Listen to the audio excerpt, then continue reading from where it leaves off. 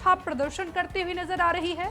देखिए बिल्कुल, जिस तरीके से, और बड़ी बात यह है रिद्धि की एनडीए में किसी एक का प्रदर्शन अच्छा नहीं है। आप जितने भी राजनीतिक दल हैं जिनको जिस हिसाब से सीटें मिली वो अपने लिहाज से बहुत अच्छा प्रदर्शन कर रहे हैं। बीजेपी खुद 60 सीटों पर बढ़त बनाए हुए है और दोनों कह सकते हैं कि बराबर सीटों पर चुनाव लड़ी थी जेडीयू और बीजेपी, और 60 और 55 सीटों पर उन्होंने बढ़त बना रखी है। एलजेपी 8 सीटों पर है, हम 3 सीटों पर बढ़त बनाई हुई है।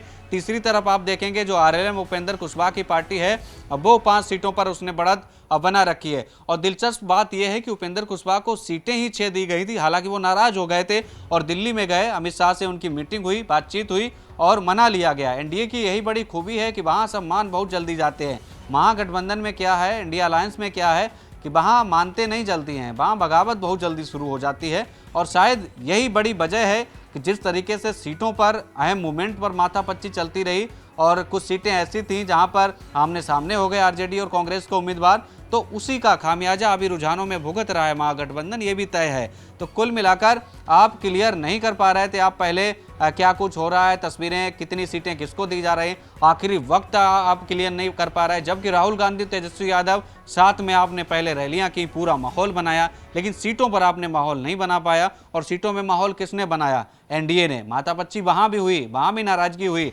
लेकिन सब नाराजगी दूर हो गई। मीडिया के सामने जो आता था यही कहता था कि नीतीश के नेतृत्व में चुनाव लड़ रहे हैं और सरकार बनाएंगे, और आज उन्होंने देखिए बहुमत पा लिया है और बम्पर बहुमत उन्हें रुझानों में मिल चुका है। 138 सीटों पर 138 आंकड़ा पहुंच चुका है। आप देखिए किस तरीके से तस्वीरें बदल रही हैं लगातार। 131 से संख्या 138 पहुंच गई है। लेकिन देखिए तेज प्रताप यादव जो है वो अपनी सीट से पीछे चल रहे हैं। तेज प्रताप यादव की सीट पर बड़ी माथापच्ची है, कभी आगे हो जाते हैं, कभी आरजेडी उम्मीदवार उनको टक्कर दे देता है। तो लगातार पल पल की स्थितियां जो हैं, चुनौती जो हैं वो बदलती हुई यहाँ पर नजर आ रही हैं। और लगातार आंकड़े जो हैं, आरजेडी 45 से 43 पर आ गई है और मायूसी है महागठबंधन खेमे में अभी फिलहाल रुझानों में। लेकिन एक बात क्लियर है बिल्कुल कि रुझानों पर ज़्यादा देर भरोसा नहीं करना चाहिए। रुझान कभी भी पलट सकते हैं, रुझान कभी भी किसी को आगे पहुंचा सकते हैं, किसी को भी अर्श पर पहुंचा के फर्श पर गिरा देंगे रुझान, ये कोई गारंटी नहीं लेता है। तो महुआ से तेज प्रताप यादव को लेकर खबर है कि वो अपनी सीट से इस वक्त पीछे चल रहे हैं। रुझानों में एनडीए को बहुमत मिल चुका है और रुझानों में बीजेपी सबसे बड़ी पार्टी बनती हुई नजर आ रही है। लेकिन आंकड़ा बराबर का पहुंच चुका है। बीजेपी 60 है, जेडीयू 59 है, एलजेपी 11, हम 4 और आरएलएम 5 सीटों पर। लेकिन आप यहां पर देखिए एनडीए में अगर आप बीजेपी जेडीयू को छोड़ दो, बाकी जो राजनीतिक दल हैं वो भी अपनी सीटों के लिहाज से अच्छी खासी बढ़त बनाए हुए। लेकिन महागठबंधन में जब आप जाएंगे, सीटें तो सबने मांगी, कांग्रेस को भी चाहिए थी भैया 70-80 सीटें, लेकिन नहीं मिल पाई, 60 मिले उन्हें। लेफ्ट को भी चाहिए थी, वीआईपी को भी चाहिए थी, लेकिन क्या हुआ, सब सुपड़ा साफ हो गया। वीआईपी तो सिर्फ एक सीट पर अभी बढ़त बनाए है रुझानों में।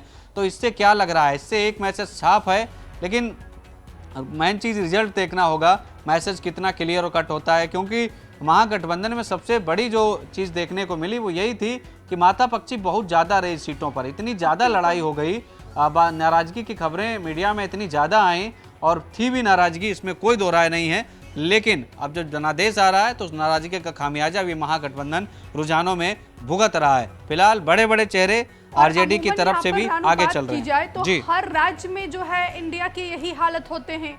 आप महाराष्ट्र चले जाइए, वहां पर भी कांग्रेस और उद्धव ठाकरे गुट में ऐसे ही लड़ाई चलती रही, जिसका खामियाजा उनको भुगतना पड़ा। यहाँ पर बात करते हैं तो देखिए किस तरीके से जो है तेजस्वी यादव बिना मिले हुए ही राहुल गांधी से पटना पहुंच जाते हैं। एंड मोमेंट पे जाकर जब चीजें क्लियर होती है तो फिर जनता के बीच एक ये भी मैसेज जाता है कि अगर आप लोगों में खुद यूनिटी नहीं है तो फिर आप बिहार की जनता को कैसे यूनाइट कर पाएंगे। और ऐसे में देखिए भले ही ये कहा जा रहा है कि नीतीश कुमार के नेतृत्व में हम चुनाव लड़ेंगे, ये तो बात की बात है कि नीतीश कुमार को मुख्यमंत्री बनाया जाए या नहीं बनाया जाए। एक मैसेज देने की तो कोशिश की गई ना एनडीए के द्वारा कि हम सब एक हैं और सब मिलकर चुनाव लड़ रहे हैं।